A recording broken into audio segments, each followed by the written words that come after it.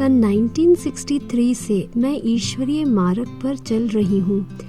तब सिर्फ शिव बाबा की लाइट ही सेवा केंद्र पर लगी हुई होती थी। ब्रह्मा बाबा का चित्र नहीं लगाया जाता था। महसूस होता था सच में भगवान हमें मिल गए हैं।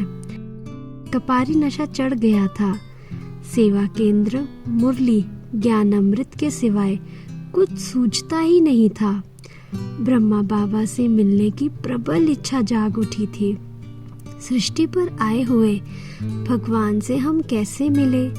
दिन प्रतिदिन ये तड़पन बढ़ती जा रही थी। प्यार में आंसुओं की धारा बहती रहती थी। मैं योग में बैठ करके शिव बाबा से कहती थी, यदि इस सृष्टि पर आप आए हैं तो मैं आपकी करामात तब मानूंगी जब मैं ब्रह्मा बाबा से सन्मुख मिलूंगी। यदि मैं ब्रह्मा बाबा से नहीं मिल पाई तो इसका मतलब है कि आप इस धरा पर आए ही नहीं हैं। आखिर वह दिन आया जब मैं राजस्थान गई। एक पोस्ट कार्ड लिखा ब्रह्मा बाबा के नाम से, बाबा आप किसी भाई को स्टेशन पर मुझे लेने भेज देना।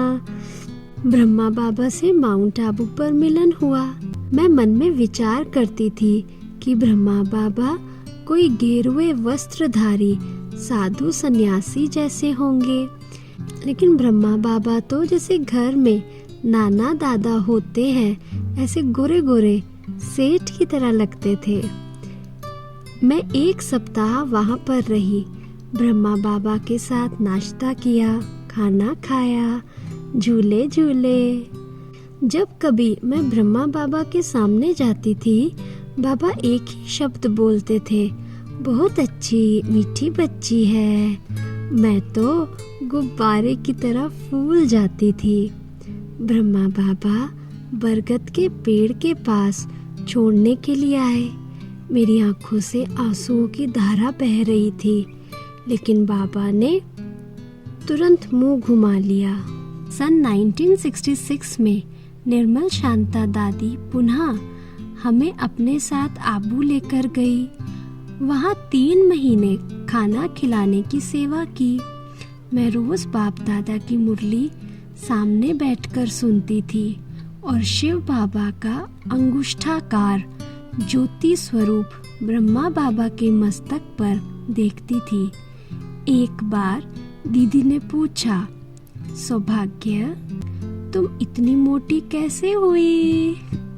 मैंने कहा, दीदी मुरली सुन सुनकर मैं बहुत खुश रहती हूँ, इसलिए मोटी हो गई। जब बाबा अव्यक्त हुए, मैं नेपाल में विराट नगर में थी। भोग लगा तब बाबा ने अपने बदले हुए पाठ के सब राज खोले। बाद में 1-2 दिन बाद बाबा आते थे। रात को मैं 10 बजे अव्यक्त मुरली लिखने बैठती थी। अव्यक्त मुरली में ऐसे खो जाते थे, पता नहीं पड़ता था 1 बजा या 2 बजे। एक बार हिस्ट्री हॉल में दिन में 11 बजे अव्यक्त बाबा आए हुए थे। मैं अनुभव कर रही थी मैं शून्य पावर का बल्ब, बाबा 1000 पावर का बल्ब है। बाबा के मुख से पहला अव्यक्त महावाक्य उच्चारण हुआ, अपने बल्ब की पावर देखी है?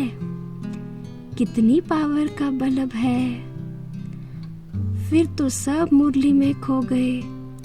वरदानों की पालना से पल रहे हैं। अव्यक्त बाबा दादी दीदी की छत्र छाया में श्रीमत पर हम अपना कदम आगे बढ़ाते हैं।